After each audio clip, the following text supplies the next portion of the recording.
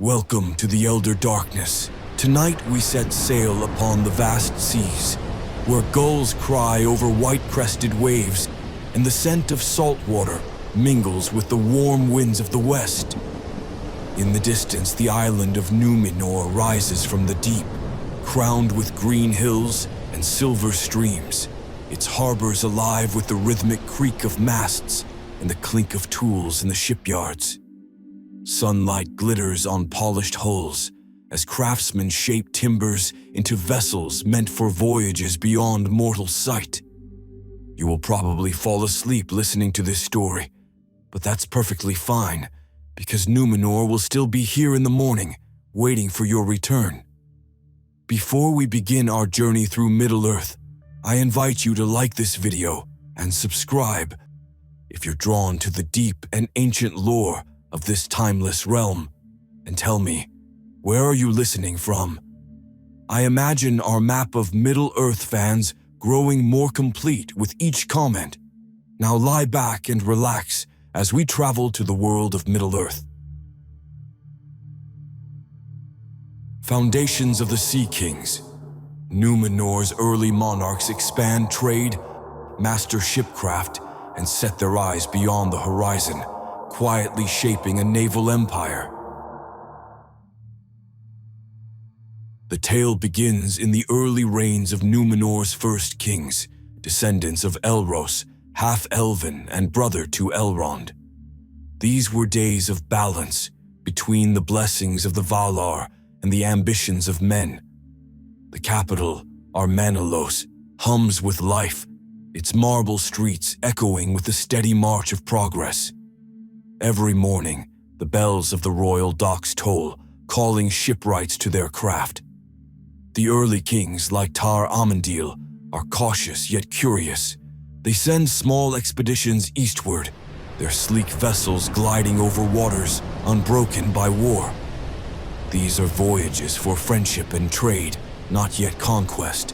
The ships themselves are marvels, sleek hulls designed to cut the wind, their sails dyed deep blue, bearing the emblem of the Star of Erendil. Middle-earth historians still debate whether Númenor's mastery of shipcraft came purely from the Valar's teaching or from an uncanny instinct among its people. Either way, their vessels outpace and outlast any others known in Arda. The coastal folk of Middle-earth begin to watch the horizon, not with fear, but with hope for exotic goods, fine textiles, metalwork gleaming like moonlight, and fruits sweeter than any grown on mortal shores. In the great harbors, the air is thick with aromas, tar from the caulking pits, cedar shavings curling under the shipwright's knife, and the faint tang of imported spices. Harbor masters stand on raised balconies, shouting orders over the cries of dockside merchants. Some mornings, the royal fleet's sails appear as a wall of white on the horizon, returning from lands unknown. The younger princes sometimes join these journeys, eager to prove their seamanship. One such journey carries a young noble, later to be a king, to the shores of Lindon, where Gil-galad rules the High Elves. There, amid tall pines and crystalline rivers, alliances are renewed. Elves and men trade lore of the stars, though the Númenóreans keep a few secrets close, like the methods by which they strengthen their hulls. A quirky detail: some records suggest the Númenórean sailors had a tradition of painting tiny eyes near the prow, believing it let the ship see the safest path, a custom that baffled the more stoic elves. At home, Númenor's coastal villages swell into bustling towns. Roads improve, watchtowers rise along the island's cliffs. The great men of the realm commission gardens and libraries, places where mariners returning from months abroad can rest and recount their tales. These stories of strange birds, golden beaches, and mountains spitting fire spread through the taverns of Armanelos until even the most land-bound farmers dream of distant horizons. And yet, the shadow of ambition lingers. The kings begin to keep careful records, not only of trade, but of geography, mapping every inlet and promontory they visit.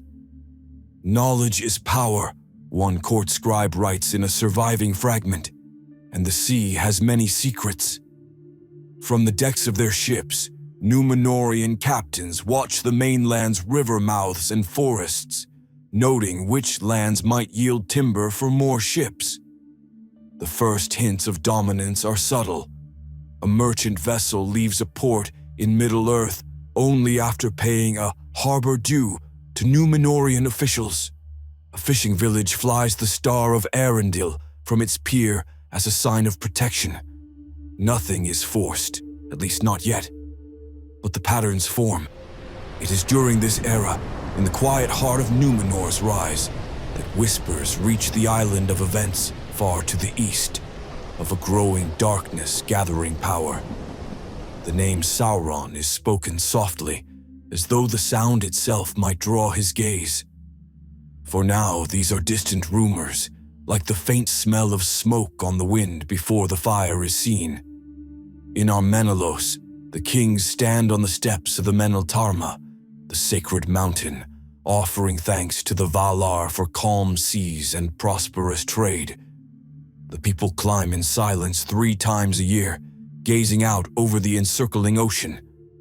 From that height, the horizon curves away in every direction, as though inviting them onward. For the moment, Númenor sails not in defiance, but in harmony. Yet the masts multiplying in its harbors hint at a truth known to all great powers. Expansion rarely stops at its first boundary. And when a kingdom's reach is carried by the wind, its ambitions can spread faster than any tide. Dominion over the waves. The Númenóreans outpace all rivals, exerting control over distant coasts, and their fleets become both a symbol of prestige and a tool of dominance. The years roll on, and the hum of the shipyards becomes the heartbeat of Númenor itself. The early caution of the first monarchs gives way to a bolder rhythm, like a sailor leaning further out over the bow to catch the wind. By the time Tar Aldarion reigns, he of the restless heart and the salt in his blood, the fleets are no longer modest expeditions, but grand processions across the sea, their sails billowing like a fleet of white clouds drawn toward the mainland. Now the harbors at Romena and Andunia groan under the weight of constant activity. Lumber is ferried down from the forested highlands in massive rafts, iron flows from the forges of Hyaristar, and the cries of dockworkers echo from dawn until the first lamps are lit in the evening. The island's merchants grow wealthy, their estates sprawling with terraced gardens and storehouses brimming with goods from distant lands. It is a golden age of commerce, and the kings wield the fleets as both lifeline and lever. In Middle-earth, the sight of a Númenórean flagship gliding into port becomes both a comfort and a warning. Comfort because it promises tools, medicines, and finely wrought gifts unmatched in local craft. Warning, because the captains now carry a quiet authority, and their presence hints at obligations yet to be named. Middle-earth historians still debate whether this authority was formalized in treaties or simply assumed by sheer prestige. Either way, coastal realms begin aligning their politics with Númenor's favor, an empire in all but name. From the decks of their greatest ships, kings and captains look upon new territories with a calculating eye. Ports in the south yield exotic spices and dyes. Harbors in the north offer timber, and hardy shipwrights eager for steady coin.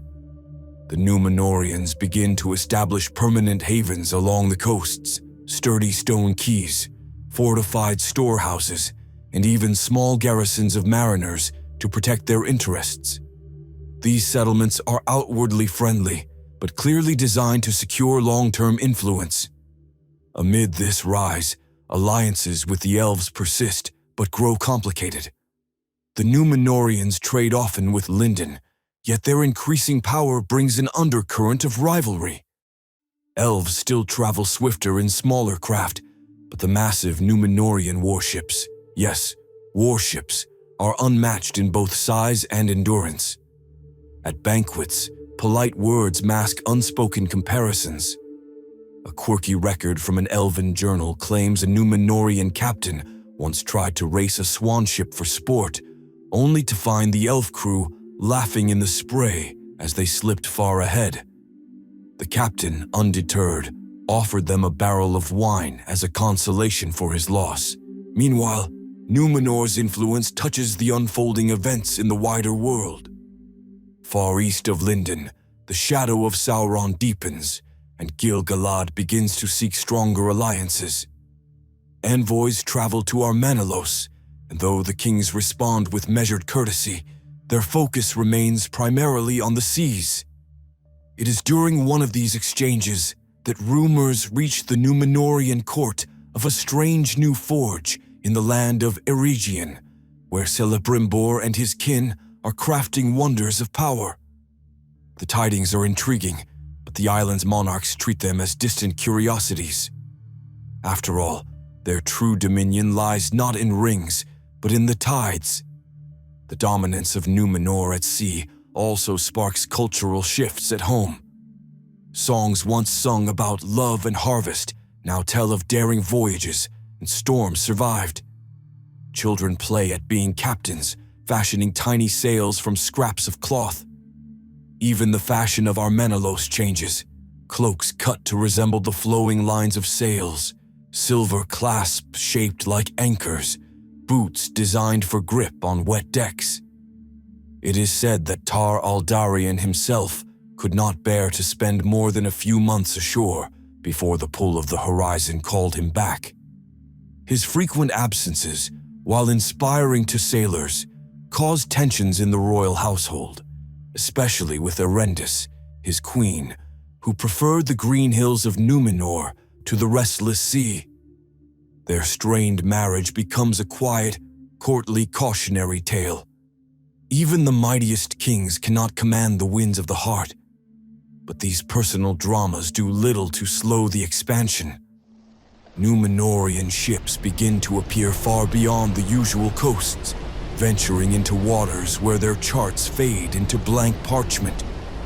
Some return with cargoes so strange they inspire whispered speculation, like feathers the size of a man's arm or shells that sing faintly when held to the ear.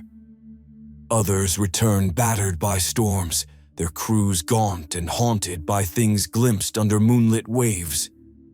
A half-joking superstition spreads among dockhands: never whistle while loading cargo, lest you call the sea's attention to your ship. And yet, the fleets keep growing. Timber flows endlessly into the shipyards, masts rise like forests, and the star of Arendil flutters from every stern. Númenor's presence in Middle-earth shifts from visitor to fixture. Where once they had to negotiate for dock space, now they own it. Where once they requested market stalls, now they set the terms for trade. It is still wrapped in the velvet of diplomacy, but the iron is there beneath. From the top of the Meneltarma, the kings look out over the horizon and know that every line of white foam, every smudge of land in the distance, lies within their reach. The dominion of the sea is no longer a dream, it is reality. And as every sailor knows, once you have the wind in your favor, you never willingly let it go. Pride before the storm. As wealth and influence swell, arrogance grows. Subtle frictions with the elves and hints of shadow foreshadow the empire's moral decline. The scent of tar and salt is now as familiar to the people of Númenor as the smell of their own hearths. But with every hull launched into the deep, a subtle change creeps through the kingdom's heart. The songs of open-handed friendship with Middle-earth's peoples begin to give way to the language of entitlement. Where once captains spoke of helping and sharing, they now speak of rights and claims. The star of Arundel, still bright upon their sails, starts to resemble less a gift of hope and more a banner of authority. The wealth pouring into Armenelos is staggering. Storehouses overflow with grain from the Anduin Delta, gems from Harad's deserts, and hardwoods from far-off jungles. Markets teem with goods so strange that local craftsmen cannot even name the materials. The roads of the capital are widened to allow for processions of wagons bearing tribute. In the royal court, these goods are displayed as trophies, each tagged with its origin, as though the lands themselves are catalogued possessions. Trade with the elves continues, but the warmth has cooled. In Lindon, Gil-galad receives Númenórean envoys with measured courtesy, though some say he now chooses his words with greater care. The friendship is strained by differences in worldview. The elves still see themselves as guardians, while the Númenóreans increasingly see themselves as rulers. Middle-earth historians still debate whether a particular diplomatic banquet between Gil-galad and a Númenórean king ended with a genuine toast or a politely veiled challenge. Whichever it was, the tension is recorded in both realms' annals. During these years, a curious story emerges from the haven at Lond Daer. A Númenórean admiral, known for his booming laugh and taste for strong drink, reportedly challenged a visiting dwarf from Khazad-dûm to a stone-skipping contest across the harbor. The dwarf won, of course, using a perfectly balanced piece of polished granite. The admiral claimed he'd been distracted by the sunset, but the locals swore he never quite lived it down. Even in the midst of imperial ambition, such odd little tales endure, like barnacles on a great ship's hull. Back in Númenor, public opinion begins to split. Many citizens delight in the growing influence and wealth, proud to see their people respected and feared across the world. Others whisper of arrogance, remembering the teachings of the Valar, who once cautioned against sailing too far west. But such voices grow quieter as gold speaks louder. Beyond the island, the events of Middle-earth's grander tale begin to touch Númenórean shores more directly. In Eregion, Celebrimbor's forging of the Rings of Power stirs unease among those attuned to whispers of shadow. A handful of Númenórean envoys witness the glory of the elven smiths' work firsthand. They return with stories of gems that seem to contain starlight and metals that sing when struck. But more troubling are the rumors of a mysterious figure, Anatar, moving among the elves. The name means little to most, but the old mariners mutter about omens and storms on the horizon. The kings of Númenor, now increasingly titled Lords of the Sea, begin to formalize their hold over coastal settlements in Middle-earth. Stone watchtowers rise at river mouths. Fortified harbors bristle with spear racks and siege engines. The shift from ally to overlord happens gradually, almost politely, but it is unmistakable. Taxes are levied not in coin, but in resources, timber, food, and sometimes even labor. This growing pride has its symbols. The royal shipyards begin to craft vessels not merely for speed or cargo, but for spectacle. Warships with towering prows carved into the likeness of sea kings and queens, hulls plated with bronze to catch the sun. Some ships are so massive, they require 3 separate helmsmen to steer, a feat unheard of in earlier centuries. Yet, in the quiet corners of Númenor, old traditions persist. Sailors still tell stories of Uinen, Lady of the Seas, who can wrap her hair around a ship's hull to drag it beneath the waves if she is anchored. A quirky tradition continues among the older mariners, tossing a silver coin into the water before each departure for her hairdresser, as they joke, to keep the lady in good humor. But the course of Númenor is set. The kings no longer speak only of sailing east for resources. They begin to speak of ruling there. Some even envision their descendants as kings over vast tracts of Middle-earth itself. From the Meneltarma, the view remains breathtaking. Yet now, when the kings gaze west toward the forbidden seas, their eyes linger not in reverence, but in quiet frustration. The Valar's prohibition feels less like a divine gift and more like a locked door. And in any locked door, a conqueror sees only a challenge. The tide of Númenor's pride swells higher each year, foaming at the edge of hubris. The seas that once carried them as friends now whisper of power and possession.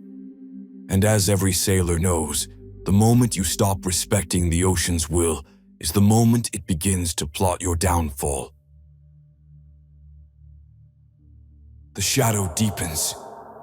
The great kings turn towards Middle-earth with conquest in mind, sealing Númenor's fate even as its power reaches a blinding zenith. The horizon no longer feels like a mystery to the kings of Númenor. It feels like territory waiting to be claimed.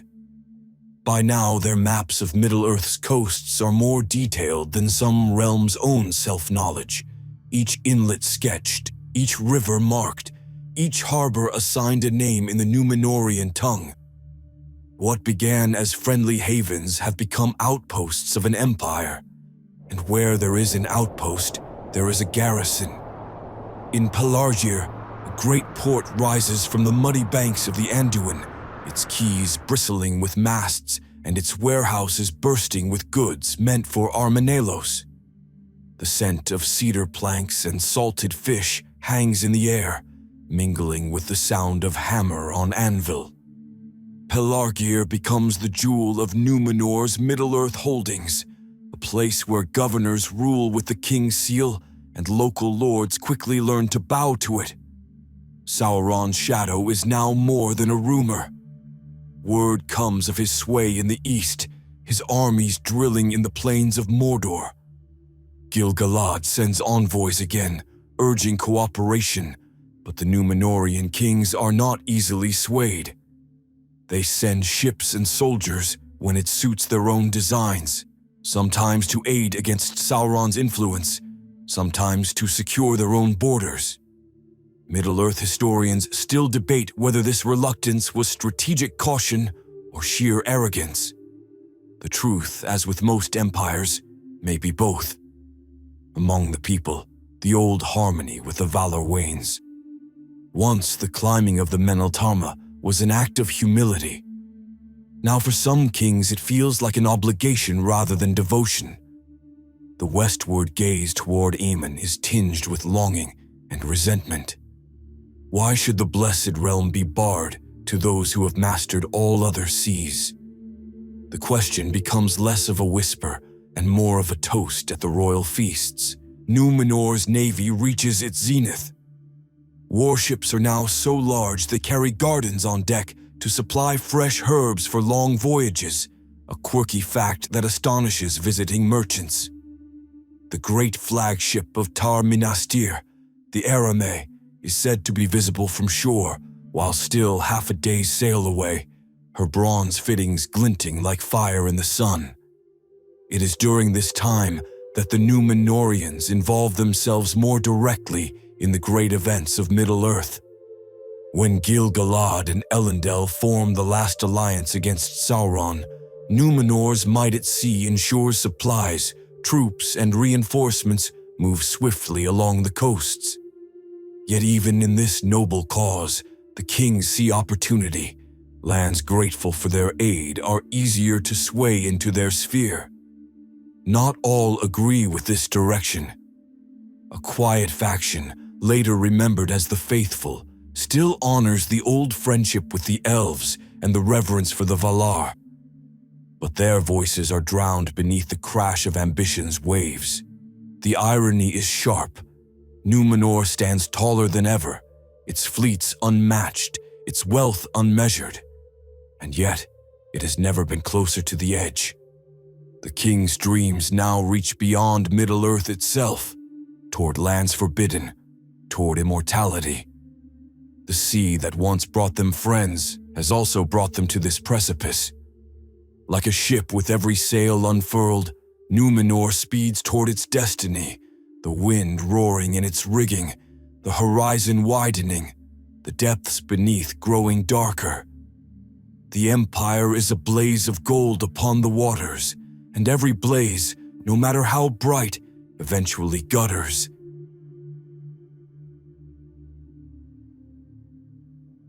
And now, as the sails of Númenor fade into the distance, the waves grow gentler.